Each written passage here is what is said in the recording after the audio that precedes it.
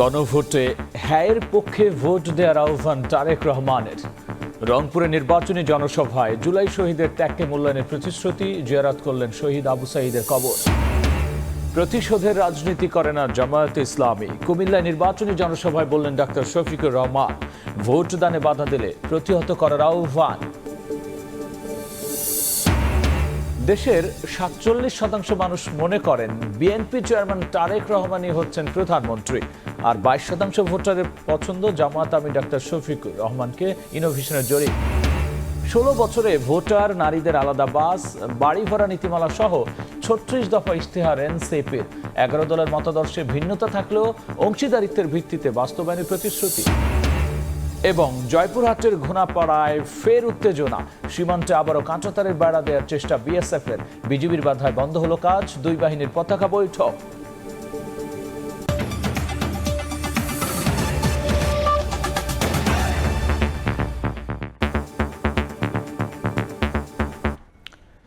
প্রবাসের সময়ের সঙ্গে আছি আমি গোলাম রাব্বি। গণভোটে হ্যায়ের পক্ষে ভোট দেওয়ার আহ্বান জানিয়েছেন বিএনপি চেয়ারম্যান তারেক রহমান। রংপুরে নির্বাচনী জনসভায় জুলাই শহীদের ত্যাগকে মূল্যায়নের প্রতিশ্রুতিও দিয়েছেন বিএনপি চেয়ারম্যান। বলেছেন, তাদের ত্যাগের মূল্যায়ন করতে হলে দেশের মানুষের রাজনৈতিক ও অর্থনৈতিক অধিকার নিশ্চিত করতে হবে।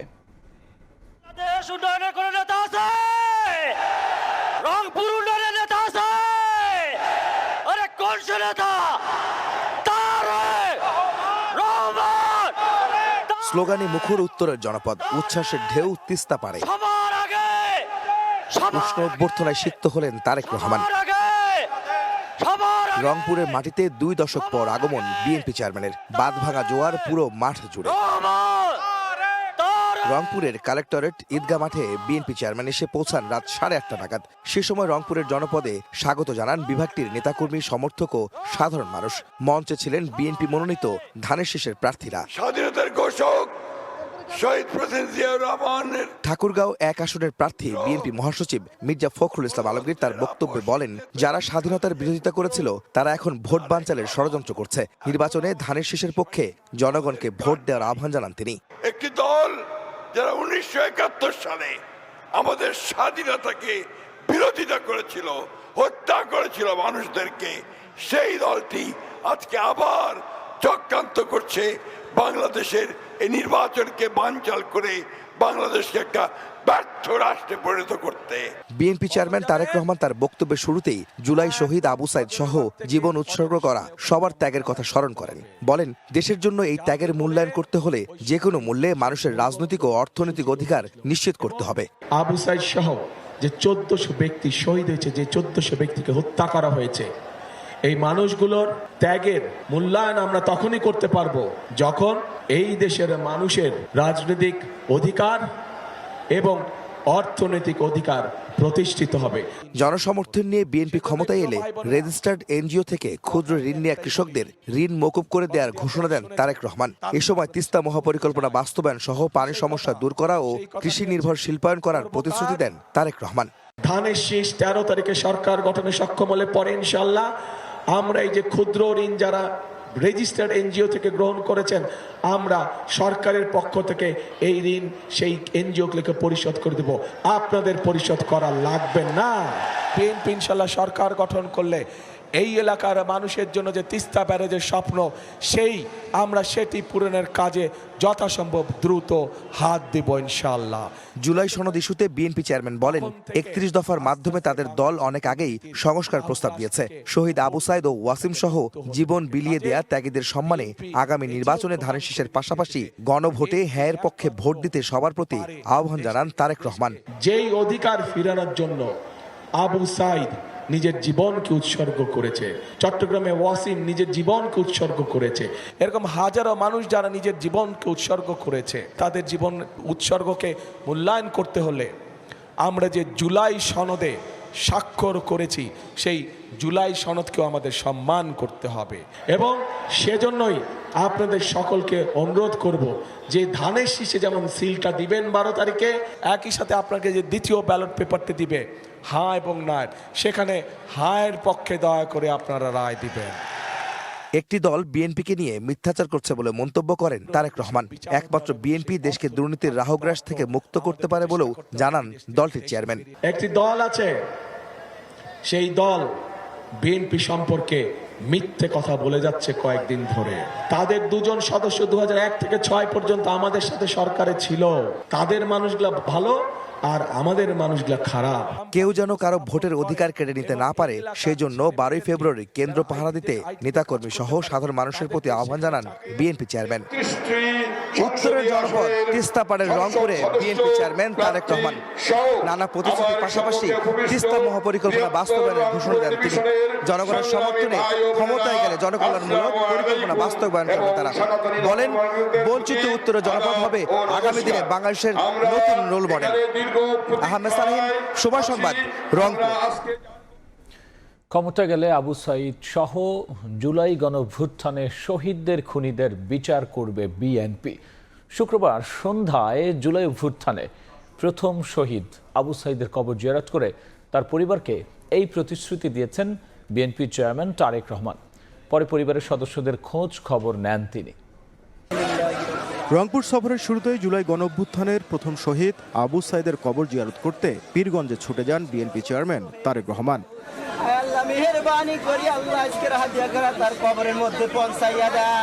শহীদ আবু সাইদের কবর জিয়ারতের পর বাড়ির উঠানে পরিবারের সদস্যদের সাথে মতবিনিময় করেন বিএনপি চেয়ারম্যান। এ সময় পরিবারের পক্ষ থেকে জুলাইয়ের আকাঙ্ক্ষা বাস্তবায়নের দাবি জানানো হয়। তারেক রহমানও আশ্বস্ত করেন তাদের। যেটুকুলো হত্যা হয়েছে আবু সাইদের জন্য, আবু সাইদ আগে হয়েছে, হত্যার বিচার চাইছি, এটাই করছি। জুলাইয়ের আকাঙ্ক্ষা যেন উনি ক্ষমতায় গেলে সেটা বাস্তবায়ন করে এবং সকল শহীদ পরিবারের প্রতি যেন তাদের একটা নেক নজর থাকে এবং যারা আহত হয়েছে পাশাপাশি দেশে যেন শান্তি বিরাজমান থাকে, শান্তিপূর্ণভাবে যেন সকলে বসবাস করতে পারে, এইটাই আর কি বলা হয়েছে। উনিও আশ্বস্ত করেছেন। বিএনপি ক্ষমতায় এলে আবু সাইদ সহ জুলাইয়ের শহীদদের হত্যাকারীদের বিচারের প্রতিশ্রুতি দেন বিএনপি চেয়ারম্যান। কথা বলে খুব ভালোই লাগলো, আনন্দই পেলাম। এরকম সাধারণ মানুষের বাড়ির যে এরকম একটা লোক আছে, এটা গর্বিত ব্যাপার। একেবারে উনি ক্ষমতা পেলে করবি বিচার, সেটা বলছে। তারেক রহমানের আগমনে উচ্ছ্বাস প্রকাশ করেন জুলাই গণঅভ্যুত্থানের প্রথম শহীদ আবু সাইদের স্বজনরা। নাজমুল ইসলাম নিশাদ, সময় সংবাদ, পীরগঞ্জ, রংপুর। বিএনপি নারী কর্মী সমর্থকরা প্রতিনিয়ত জামাত শিবিরের আক্রমণের শিকার হচ্ছেন বলে অভিযোগ করেছেন বিএনপির সিনিয়র যুগ্ম মহাসচিব রুহুল কবির রিজভী। তিনি বলেছেন, ধর্মকে ব্যবহার করে সামাজিক মাধ্যমে দেশের নারীদের সম্পর্কে অশ্লীল ভাষায় মন্তব্য করছে একটি রাজনৈতিক দল। শুক্রবার সকালে ভুক্তভোগী নারী কর্মীদের সঙ্গে নিয়ে গুলশানে বিএনপি চেয়ারম্যানের কার্যালয়ে সংবাদ সম্মেলনে এমন অভিযোগ করেন রুহুল কবির রিজভী। নারীদের অনলাইন অফলাইন সব মাধ্যমে হেনস্থার অভিযোগ তুলে তিনি বলেন, জামাতের কোনো নারী এমপি প্রার্থী নেই। দলটি ক্ষমতায় গেলে সবচেয়ে বেশি ক্ষতিগ্রস্ত হবে দেশের নারীরা। নারীদের নিয়ে, নারীদের সম্পর্কে, তাদেরকে দিয়ে আপনারা ভোট চাওয়াচ্ছেন এবং তাদের কাছ থেকে ভোট চাচ্ছেন। আপনাদের নিজেদের মধ্যেই গলদ রয়েছে। আপনারা যদি কোনোভাবেই আপনাদের হাতে যদি ক্ষমতা আসে, এদেশে সবচাইতে বেশি বিপন্ন হবে নারীরা। প্রতিপক্ষকে ঘায়েল করার জন্য এহেন শব্দ, বাজে শব্দ নেই, ইতর শ্রেণীর শব্দ নেই যেটা আপনারা ব্যবহার করছেন না। জামায়াতে ইসলামী প্রতিশোধের রাজনীতি করে না বলে জানিয়েছেন দলটির আমির ডাক্তার শফিকুর রহমান। কুমিল্লায় নির্বাচনী জনসভায় অংশ নিয়ে ভোটদানে বাধা দিলে প্রতিহত করারও আহ্বান জানিয়েছেন তিনি। জামাত আমির বলেন, চরম দুঃসময়েও দেশ ছেড়ে যাননি তারা।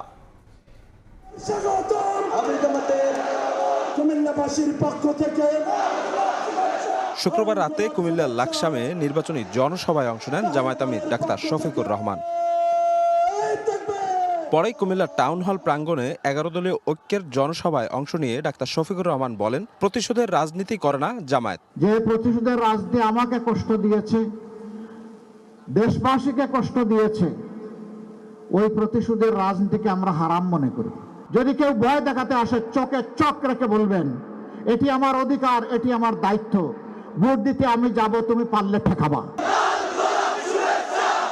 এর আগে বিকেলে লক্ষ্মীপুর সরকারি আদর্শ সামাদ স্কুল মাঠে জনসভায় জামায়াত আমির ডাক্তার শফিকুর রহমান বলেন, যাদের কারণে এখন রাজনীতি করার সুযোগ পাচ্ছে সেই সব জুলাই যোদ্ধাদের অবহেলার পাত্র করে রেখেছে একটি দল। যাদের কারণে জেল থেকে মুক্তি, যাদের কারণে অনেকের দেশে ফিরে আসা, যাদের কারণে নির্বাচনের কথা বলা, যাদের কারণে দেশ শাসনের কেউ কেউ কারো কারো স্বপ্ন দেখা, তারা তাদেরকে অস্বীকার করছেন।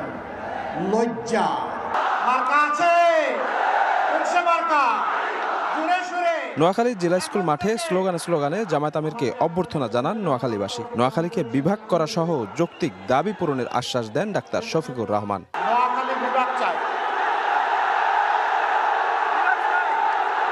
মাশাআল্লাহ, ভেরি ওয়ার্ম রেসপন্স। কথা দিচ্ছি আপনাদের সাথে বেইনসাফি করা হবে না ইনশাআল্লাহ। ইনসাফের মানদণ্ডে দাঁড়িয়ে অবশ্যই আপনাদের দাবিগুলো পর্যায়ক্রমে ইনশাআল্লাহ আমরা বাস্তবায়ন করব। নারে তাকবীর, আল্লাহু আকবার। চট্টগ্রাম বিভাগীয় সফরের শুরুতেই ফেনী সরকারি পাইলট উচ্চ বিদ্যালয় মাঠে জনসভায় যোগ দেন জামায়াত আমির। বক্তব্যে তিনি বলেন, নির্বাচনে জয়ী হলে ফেনী নোয়াখালী এলাকার বন্যা দুর্ভোগ দূর করতে পার্শ্ববর্তী দেশের সঙ্গে সম্মানজনক সমাধান করবে তার দল। পার্শ্ববর্তী আমাদের প্রতিবেশী দেশের সাথে একটু এই ব্যাপারে ব্যাপার আছে, তাদের সাথে আমরা ফ্রুটফুল ডায়ালগের মাধ্যমে আমরা এর শান্তিপূর্ণ সমাধান খুঁজে বের করবো ইনশাআল্লাহ। বক্তব্যে দাঁড়িপাল্লায় ভোট দেওয়ার পাশাপাশি গণভোটে হ্যাঁকে জয়যুক্ত করার আহ্বান জানান জামায়াত আমির। ন্যায় ইনসাফের বাংলাদেশ গড়ার জন্য শফিক মুন্সি, সময় সংবাদ। 11টি দল 16 বছরে ভোটার, বাড়ি ভাড়া নীতিমালা, সার্বজনীন স্বাস্থ্যসেবা, নারীদের জন্য আলাদা বাস সার্ভিস সহ 36 দফা ইশতেহার ঘোষণা করেছে এনসিপি। 11 দলের মতাদর্শে ভিন্নতা থাকলেও অংশীদারিত্বের ভিত্তিতে ইশতেহার বাস্তবায়নের প্রতিশ্রুতি দিয়েছেন দলটির নেতারা। শুক্রবার বিকেলে রাজধানী গুলশানে তারুণ্য ও মর্যাদার 36 দফা ইশতেহার কর্মসূচি ঘোষণা করে এনসিপি। জোটবদ্ধ হলেও আলাদা ইশতেহার নিয়ে কাজ করার ঘোষণা দিয়েছিল জাতীয় নাগরিক পার্টি। এরই ধারাবাহিকতায় তারুণ্য ও মর্যাদার রাষ্ট্র ব্যবস্থাকে মূল ভিত্তি রেখে 36 দফার ইশতেহার ঘোষণা করল এনসিপি। শুক্রবার রাজধানীর একটি হোটেলে 36 দফার বিষয়গুলো তুলে ধরেন ইশতেহার প্রণয়ন কমিটির সদস্যরা। 16 বছরে ভোটার, বাড়ি ভাড়ার নীতিমালা, ট্রাকের পরিবর্তে মুদির দোকানে টিসিবি পণ্যের সুবিধা সহ জাতীয় নাগরিক পার্টির 36 দফার ইশতেহারে থাকছে সার্বজনীন স্বাস্থ্যসেবা, নারীর সুরক্ষায় আলাদা বাস সার্ভিস। দলের মুখপাত্র এবং নির্বাচনী পরিচালনা কমিটির প্রধান আসিফ মাহমুদ সজীব ভুইয়া বলেন, সকল শ্রেণী পেশার মানুষের মতামত নিয়ে বাস্তবায়নযোগ্য ইশতেহার তৈরি করেছে এনসিপি। জুলাই পদযাত্রা থেকে শুরু করে আমরা দেশের পথে প্রান্তরে গিয়েছি, আমরা মানুষের কথা শুনেছি, মানুষ আমাদেরকে তাদের বক্তব্যগুলো দিয়েছেন, তাদের দাবিগুলো জানিয়েছেন। আমরা সমাজের বিভিন্ন কমিউনিটির সাথে বসেছি, তাদের কথা শুনেছি, বিভিন্ন পেশাজীবী গোষ্ঠীর সাথে বসেছি, শ্রমিকদের নেতৃত্বের সাথে বসেছি। সকলের কথার ভিত্তিতে এই ইশতেহার তৈরি হয়েছে। এনসিপির আহ্বায়ক নাহিদ ইসলাম বলেন, 11 দলীয় জোটের দলগুলোর মতাদর্শ ভিন্ন হলেও জোট ক্ষমতায় আসলে অংশীদারিত্বের ভিত্তিতে ইশতেহার বাস্তবায়নে কাজ করবে এনসিপি। আমাদের চেষ্টা থাকবে এই জোটের মধ্য দিয়ে আমাদের যে সংস্কারের যে দাবি আমরা সেটাকে বাস্তবায়ন করব এবং আমাদের প্রায়োরিটিতে আমরা বাস্তবায়নের চেষ্টা করব। ফলে এই কারণে আমরা কিন্তু আমাদের ইশতেহারটাও আলাদা আমরা দিচ্ছি, এনসিপির পক্ষ থেকে একটা আলাদা ইশতেহার। অন্তর্বর্তী সরকারের সময় রাষ্ট্র সংস্কারের সুযোগ এলেও বাস্তবায়ন করা যায়নি বলেও মন্তব্য করেন তিনি। বন্দোবস্ত। শাবাব ওয়াসি, সময় সংবাদ, ঢাকা। রাজপথ থেকে অলিগলি সর্বত্রই নির্বাচনী প্রচারণার ব্যস্ততা, ভোটারদের মন জয়, প্রতিশ্রুতির ফুলঝুরি আর একে অপরের বিরুদ্ধে অভিযোগ পাল্টা অভিযোগ প্রার্থীদের। যেখানে পিছিয়ে নেই বিএনপি, জামাত, এনসিপি সহ স্বতন্ত্র প্রার্থীরাও।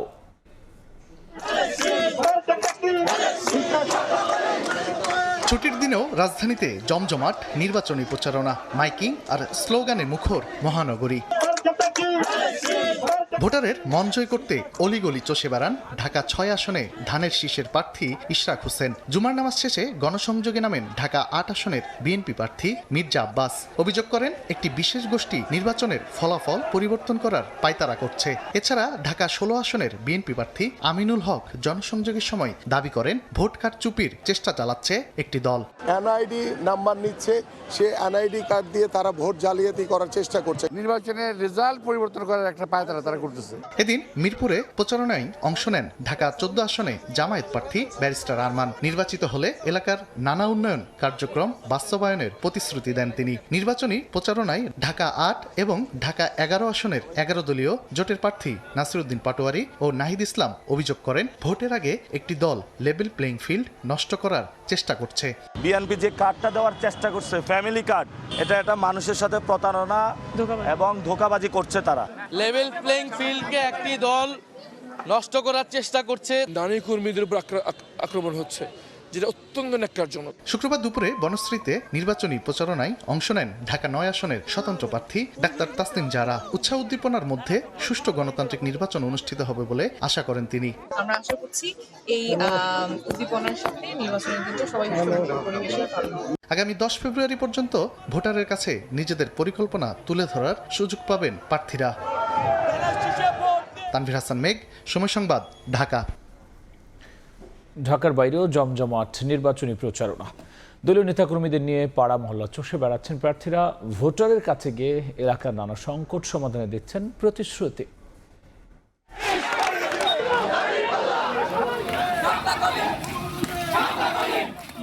নির্বাচনের দিন যতই ঘনিয়ে আসছে ততই সরগরম ভোটের মাঠ। ভোটারের মন জয়ে পাড়া মহল্লা চষে বেড়াচ্ছেন প্রার্থীরা। চট্টগ্রাম 11 আসনে বিএনপি প্রার্থী আমির খসরু মাহমুদ চৌধুরী গণসংযোগ চালান। অনির্বাচিত সরকার দেশের মানুষের স্বার্থ পূরণ করতে পারে না বলে মন্তব্য করেন তিনি। কক্সবাজার 1 আসনে প্রচারণায় বিএনপি প্রার্থী সালাউদ্দিন আহমদ বলেন, ধর্মের নামে ভোট চাওয়া মানে জনগণের সঙ্গে প্রতারণা করা। নেত্রকোনা 1 আসনে বিএনপি প্রার্থী ব্যারিস্টার কায়সার কামাল ও নোয়াখালী 1 আসনে ব্যারিস্টার মাহবুব উদ্দিন খোকন ছুটির দিনের সকাল থেকেই দলীয় নেতাকর্মীদের নিয়ে প্রচারণা চালান। ভোটার আইডি কার্ড চায় তারা, আবার বিকাশ নাম্বার চায়। এই তোমরা ইসলামের কথা বলো, টাকা দিয়ে ঘুষ দিয়ে ভোট চাও কেন? মনের মধ্যে যে ক্ষোভ, সেই ক্ষোভটা যেন প্রতিহিংসায় পরিণত না হয়, সেজন্য আমি সবসময় বলি যে জুলুমের শিকার হয়ে তাদের মতো জালেম হওয়া যাবে না। আমরা দুর্নীতি প্রতিরোধ করার জন্য আমাদের প্রতিশ্রুতি আছে, আমাদের দৃঢ় সংকল্প আছে, এই দেশ থেকে দুর্নীতি নির্মূল করা হবে। অনির্বাচিত সরকার কোনোদিন দেশের মানুষের স্বার্থ পূরণ করতে পারবে না, এটা বারবার প্রমাণিত হয়েছে। এদিন চট্টগ্রাম 9 আসনে গণসংযোগ করেন জামায়াতের প্রার্থী ডক্টর AKM ফজলুল হক। দিনাজপুর 6 আসনে আনোয়ারুল ইসলাম দাড়িপাল্লায় ভোট চান। ব্রাহ্মণবাড়িয়া 6 আসনে নির্বাচনী সভায় নিরাপদ দেশ করতে দাড়িপাল্লাকে জয়ী করার আহ্বান জানান জামায়াতের সেক্রেটারি জেনারেল মিয়া গোলাম পরোয়ার। 14 বছরে যারা 3টি দল দেশ শাসন করেছেন, দলের কোনো প্রধান, কোন মন্ত্রী মিনিস্টাররা বুকে হাত দিয়ে বলতে পারবেন না যে আমার দল কোনো দুর্নীতি করেনি। এবারে এত বেশি ভোট হবে যে পাল্লায় ওজন করে শেষ করা যাবে না। পঞ্চগড় 1 আসনে নেতাকর্মীদের নিয়ে শাপলাকুলিতে ভোট চেয়ে সার্জিস আলম বলেন, চাঁদাবাজ, দখলবাজ ও অনিয়মের বিরুদ্ধে 11 দলীয় জোটের প্রার্থীদের জয়যুক্ত করার আহ্বান জানান। যারা মানুষকে হুমকি দিয়ে টাকা নেয়, ভয় করবে তারা, যারা আপনার মাথার ঘাম পায়ে ফেলা টাকায় সিন্ডিকেট করে সেখান থেকেও টাকা খায়। গাইবান্ধা 5 আসনে গণসংযোগ করেন বাসদ মার্ক্সবাদী কাচি প্রতীকের নারী প্রার্থী মোসাম্মদ রাহেলা খাতুন। খাদিজা স্বপ্না, সময় সংবাদ। ত্রয়োদশ সংসদ নির্বাচনে সরকার গঠনের জন্য প্রথম পছন্দ হিসেবে বিএনপিকে এগিয়ে রাখছেন 51.7% ভোটার, আর 30.4% ভোটার এগিয়ে রাখছেন জামায়াত ও এনসিপি জোটকে। জনগণের নির্বাচন ভাবনা নিয়ে ইনোভেশনের 3য় ধাপের জরিপে তুলে ধরা হয়েছে এসব তথ্য। শুক্রবার বিকেলে রাজধানীর কারওয়ান বাজারের বিডিভিএল ভবনে জরিপ উপস্থাপন করে গবেষণা ওই প্রতিষ্ঠানটি। উপস্থাপিত তথ্য অনুযায়ী সম্ভাব্য প্রধানমন্ত্রী হিসেবে জরিপে এগিয়ে রয়েছেন বিএনপি চেয়ারম্যান তারেক রহমান। 5147 জনের মধ্যে 47.6% ভোটার মনে করেন প্রধানমন্ত্রী হবেন তারেক রহমান। 22.5% ভোটার সম্ভাব্য প্রধানমন্ত্রী হিসেবে জামাত আমির ডাক্তার শফিকুর রহমানের পক্ষে মত দিয়েছেন। এছাড়াও নাহিদ ইসলামকে সমর্থন দিয়েছেন 2.7% ভোটার। জরিপে উত্তর দেননি 22.2% মানুষ। জরিপের তথ্য অনুসারে ইসলামী আন্দোলনের প্রতি সমর্থন আছে 1% মানুষের। ভোট নিয়ে কোনো চিন্তা নেই 13.20% মানুষের। এই জরিপ বাস্তবিক অর্থে চূড়ান্ত সিদ্ধান্ত নাও হতে পারে বলে উল্লেখ করেছে সংস্থাটি। আচরণবিধির তোয়াক্কা না করে রাজধানীতে চলছে নির্বাচনী প্রচারণা। রঙিন বিলবোর্ড আর দেয়ালে দেয়ালে পোস্টার সাঁটিয়েছেন প্রার্থীরা। স্বতন্ত্র প্রার্থীদের সঙ্গে এমন আচরণবিধি লঙ্ঘনকারীদের তালিকায় আছেন জামায়াত, বিএনপির প্রার্থীরাও। তবে নির্বাচন কমিশন বলছে আচরণবিধি লঙ্ঘনের ঘটনা বিগত নির্বাচনের তুলনায় কমেছে।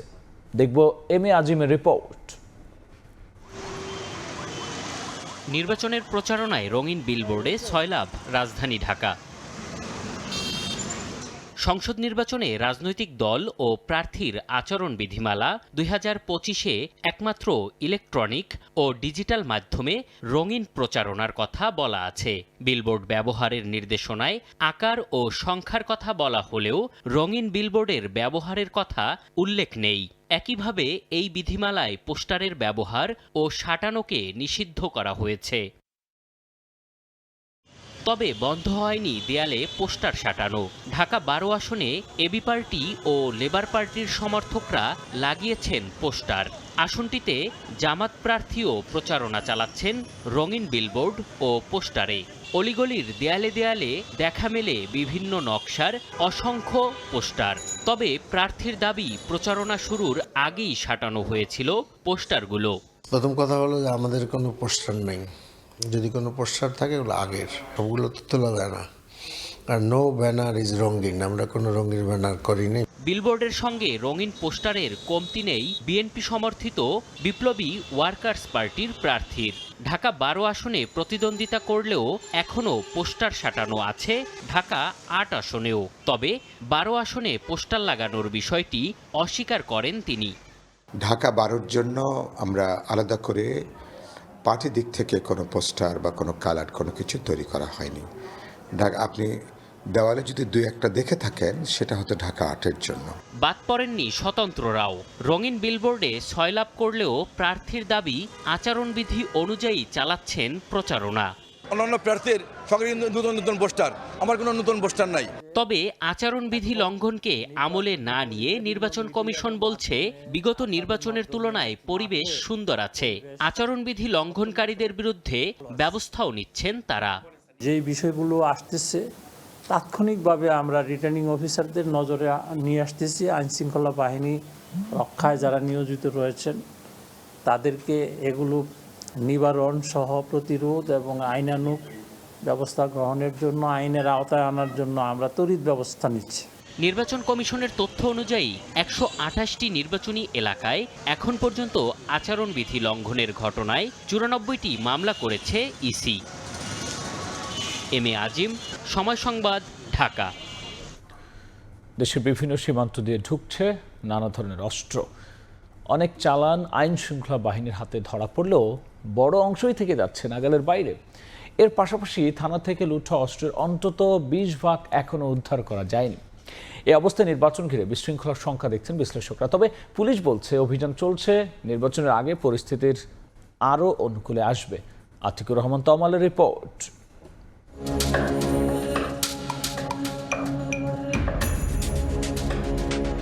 গত বছরের শেষ দিকে রাজধানীর বিমানবন্দর স্টেশনে অভিযান চালায় বাংলাদেশ সেনাবাহিনী। রাজশাহী থেকে ছেড়ে আসা বনলতা এক্সপ্রেস ট্রেন থেকে উদ্ধার করা হয় 8টি বিদেশি পিস্তল, 16টি ম্যাগাজিন, 26 রাউন্ড গুলি এবং বিপুল পরিমাণ বিস্ফোরক দ্রব্য।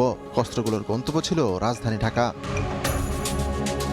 সম্প্রতি চাঁপাইনবাবগঞ্জের মনোহরপুর সীমান্তে বিশেষ অভিযানে আটক হয় 4টি পিস্তল, 9টি ম্যাগাজিন ও 24 রাউন্ড গুলি। নৌবাহিনীর অভিযানেও কদিন পরপরই জব্দ হচ্ছে অবৈধ অস্ত্র। বিশেষ করে মিয়ানমার সীমান্ত দিয়ে একাধিক রুট ব্যবহার করে আসছে এসব অস্ত্র। এগুলো ছাড়াও 24 আগস্ট অভ্যুত্থানের পর থানা থেকে লুট হয় 11 ক্যাটাগরির অন্তত 6000 অস্ত্র। এর মধ্যে এখনও উদ্ধার হয়নি 1331টি। সেসব অস্ত্রের হদিস নেই কারো কাছেই। এমন বাস্তবতার মাঝেই হাজির জাতীয় সংসদ নির্বাচন। যদিও পুলিশ সদর দফতর বলছে অভিযান চলছে, অস্ত্র উদ্ধারও থেমে নেই। সীমান্তে সব বাহিনীর সমন্বয় চলছে যৌথ অভিযান। অবৈধ অস্ত্র যেটা সীমান্ত দিয়ে আসে সেক্ষেত্রে একটা সমন্বিতভাবে প্রত্যেকটা বাহিনীর সাথে আমরা সমন্বয় করেই কিন্তু অপারেশন আমরা চালাচ্ছি। লুণ্ঠিত অস্ত্র এই পর্যন্ত প্রায় 80% মতো উদ্ধার হয়েছে। তবে বিশ্লেষকরা বলছেন সীমান্ত পথে অস্ত্র ঢুকছে দেশে। অবৈধ অস্ত্রের ব্যবহার যে হারে বেড়েছে তাতে সুষ্ঠু নির্বাচন নিয়ে ঝুঁকি তৈরি হচ্ছে। শুধু অস্ত্র উদ্ধারের জন্য বিশেষ অভিযান পরিচালনার তাগিদ তার। সীমান্ত দিয়ে প্রচুর অবৈধ অস্ত্রের প্রবেশ ঘটেছে, অস্ত্র উদ্ধারের জন্য একটা আলাদা করে অভিযান প্রয়োজন ছিল।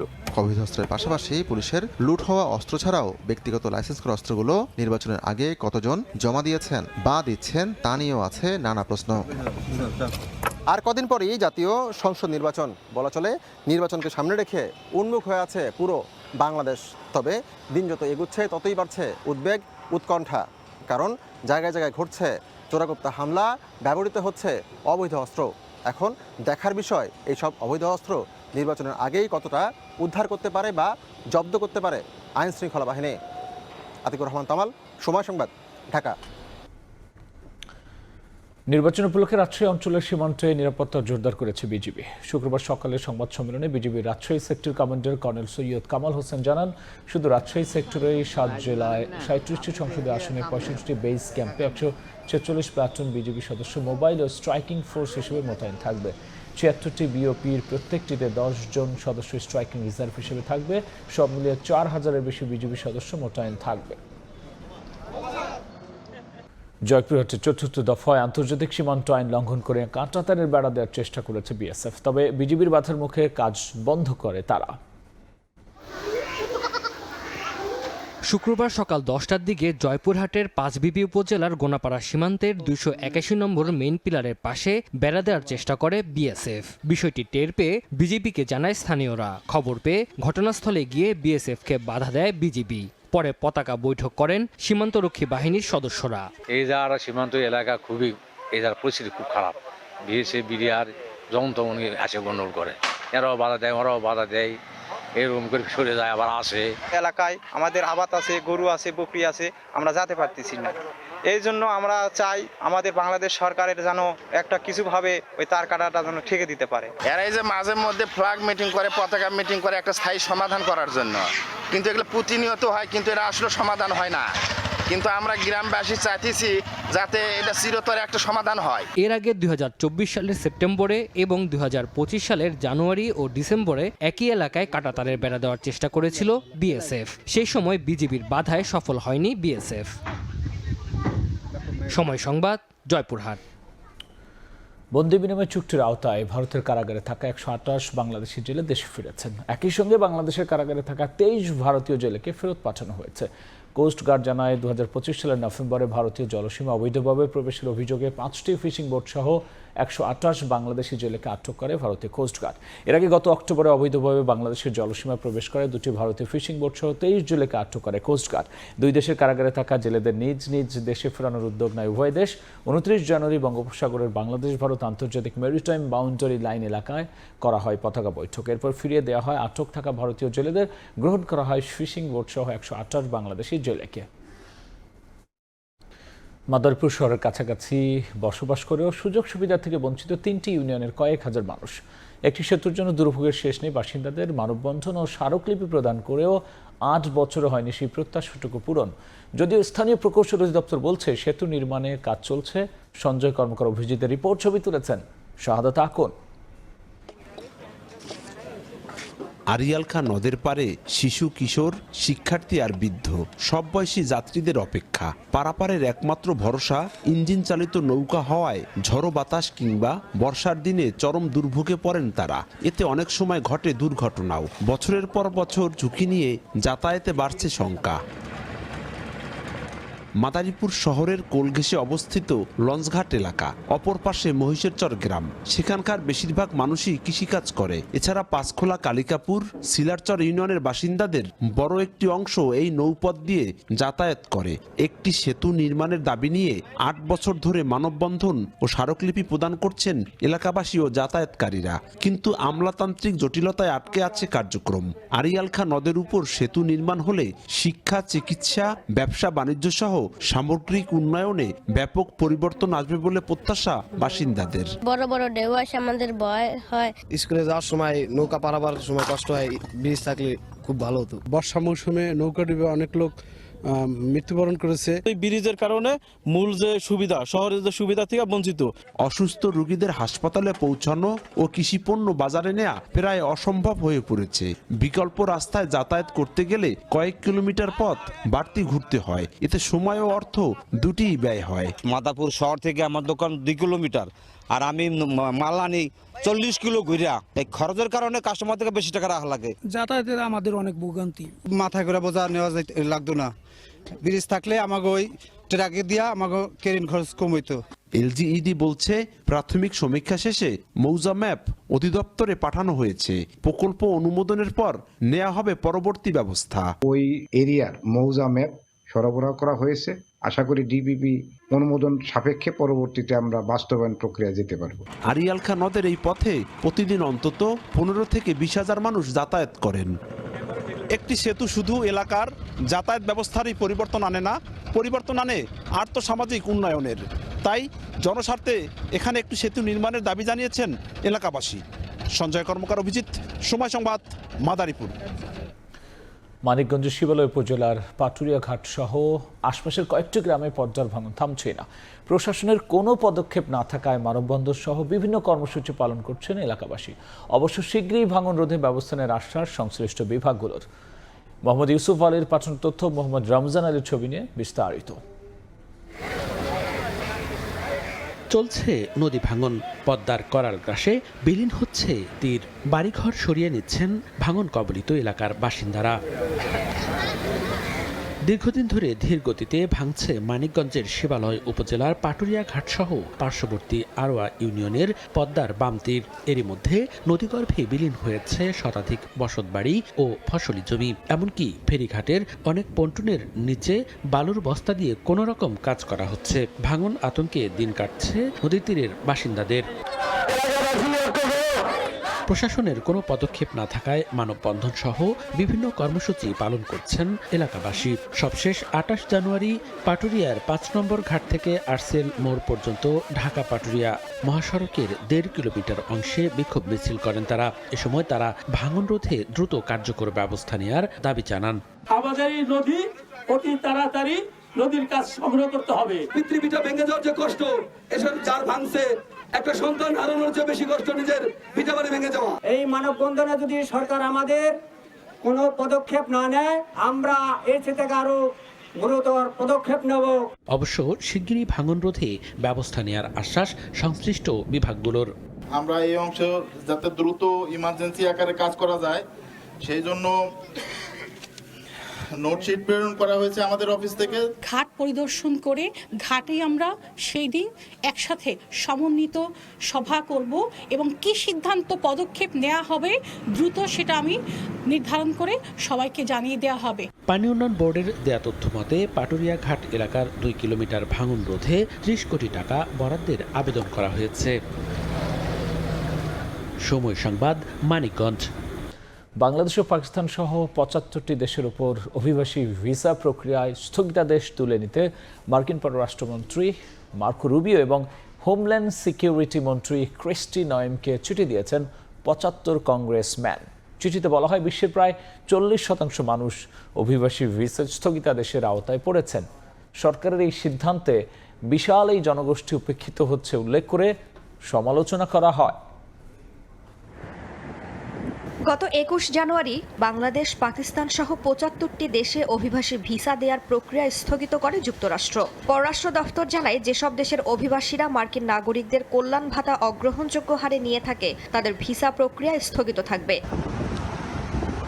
সপ্তাহ ব্যবধানে দেশগুলোর উপর থেকে ভিসা প্রক্রিয়ায় স্থগিতাদেশ তুলে নিতে মার্কিন পররাষ্ট্রমন্ত্রী মার্কো রুবিও এবং হোমল্যান্ড সিকিউরিটি মন্ত্রী ক্রিস্টি নোয়েমকে চিঠি দিয়েছেন 75 কংগ্রেসম্যান। বৃহস্পতিবার দেয়া ওই চিঠিতে বলা হয়, স্থগিতাদেশের কারণে বিশ্বের প্রায় 40% মানুষ অভিবাসী ভিসা স্থগিতাদেশের আওতায় পড়েছেন। এতে বিশাল এই জনগোষ্ঠী উপেক্ষিত হচ্ছে।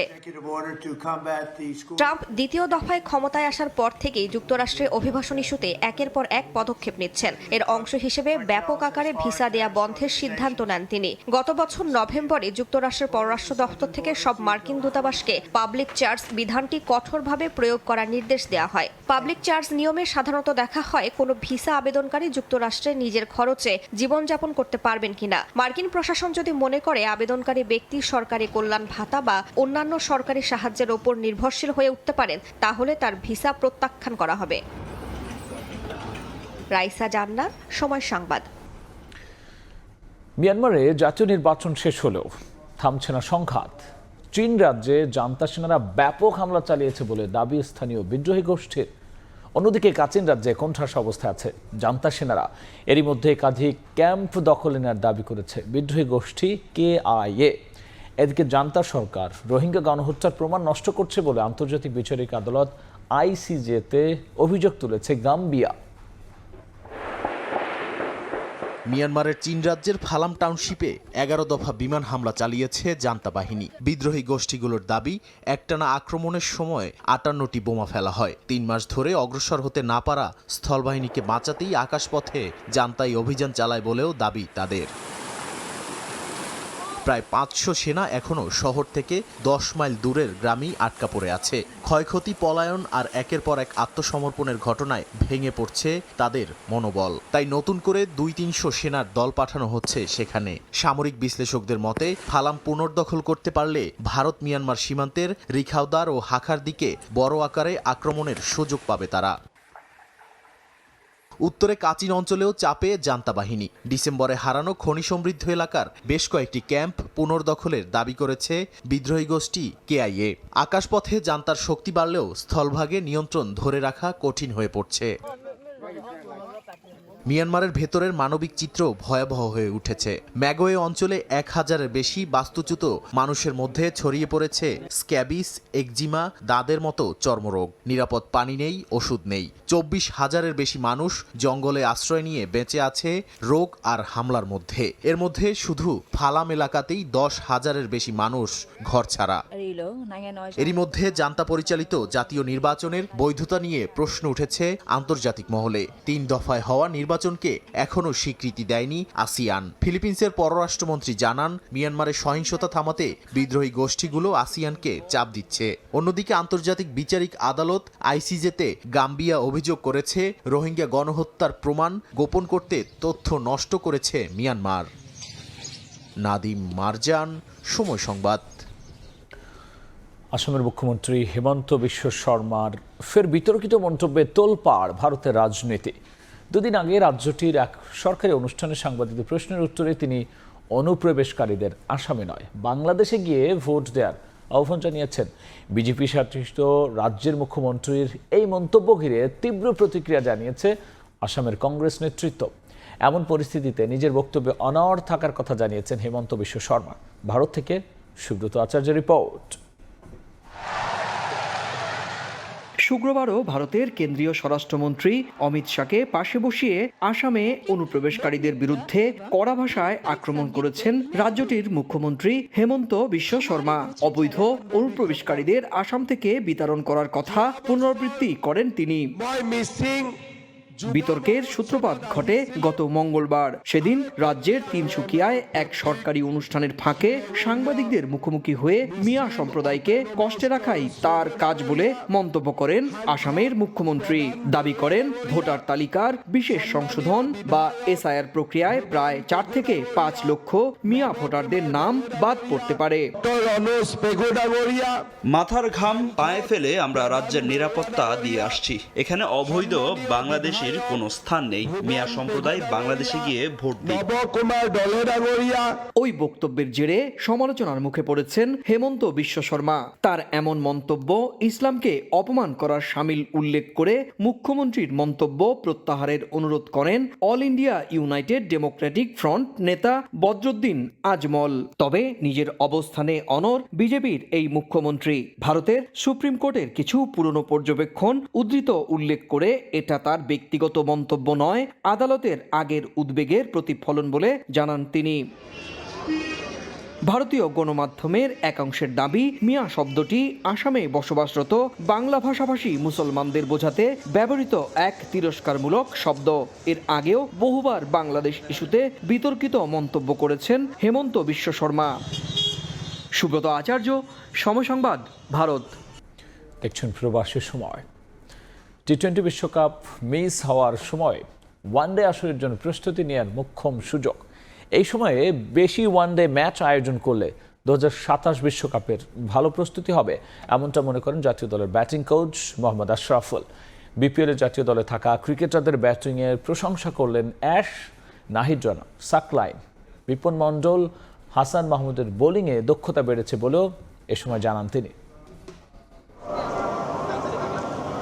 টি-20 বিশ্বকাপ খেলতে না যাওয়ায় বিপিএল এর পর থেকে অখণ্ড অবসরে টাইগাররা। সময়টা যে খুব লম্বা তাও নয়, তবে বিশ্বকাপের জন্য দীর্ঘদিন থেকে প্রস্তুতি নেয় আক্ষেপ অনেকের মাঝে।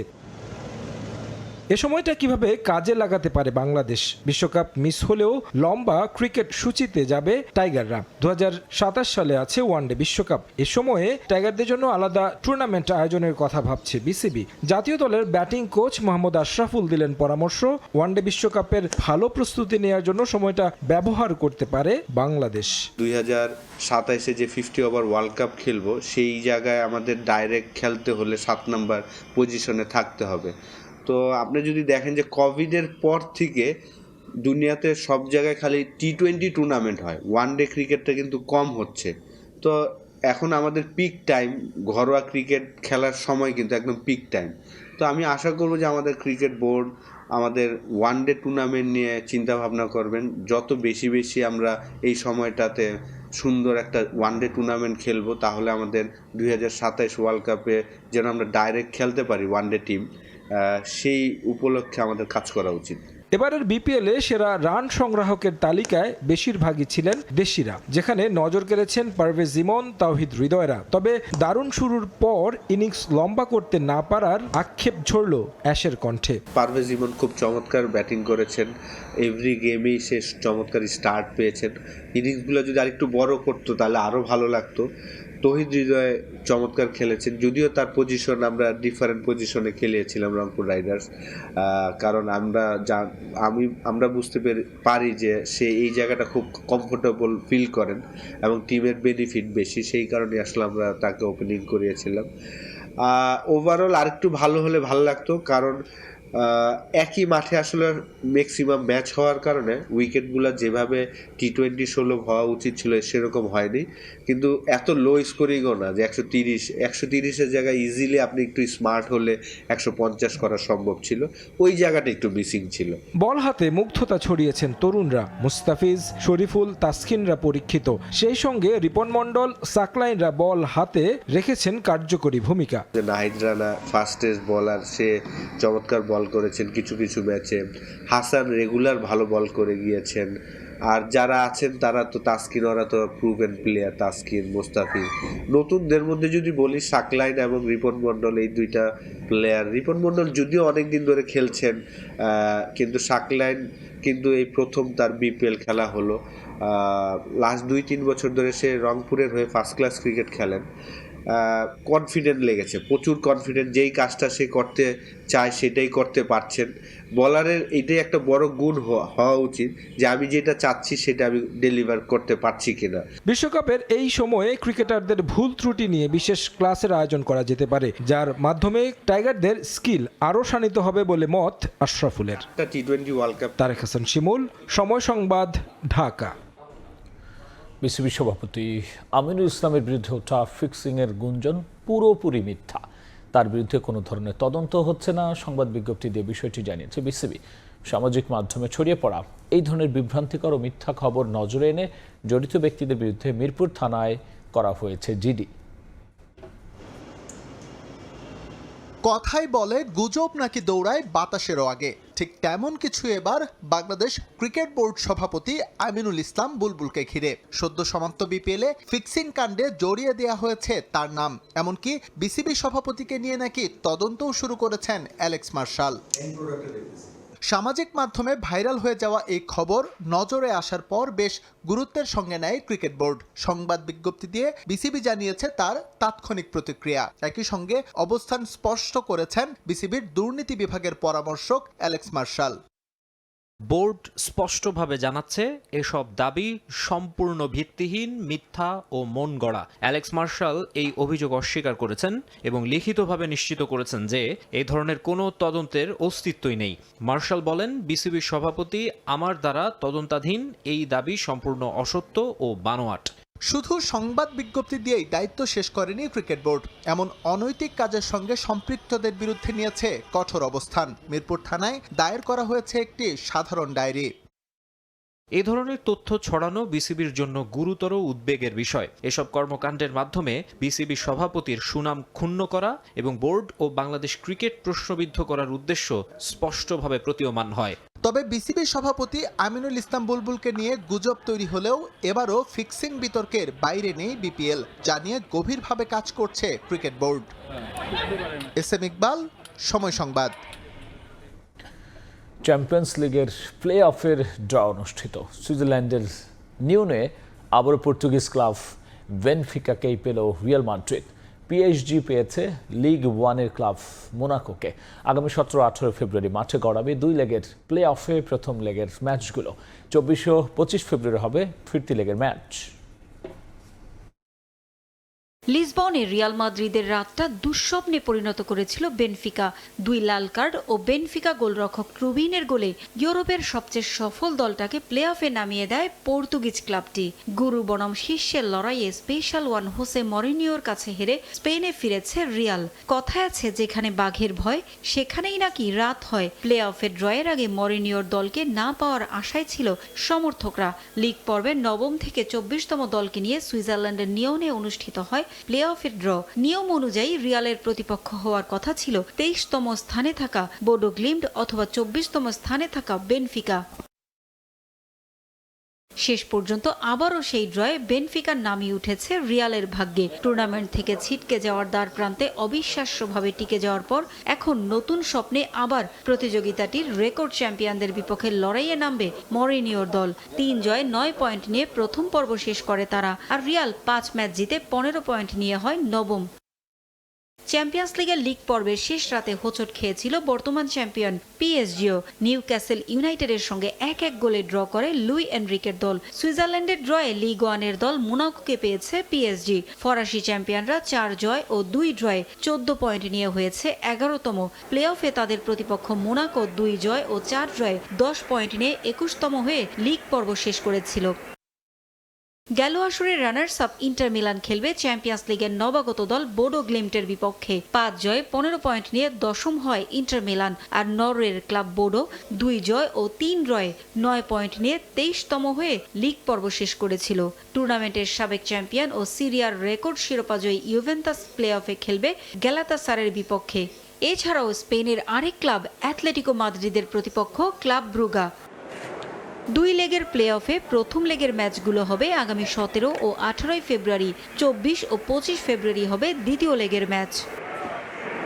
পারভিন আক্তার, সময় সংবাদ।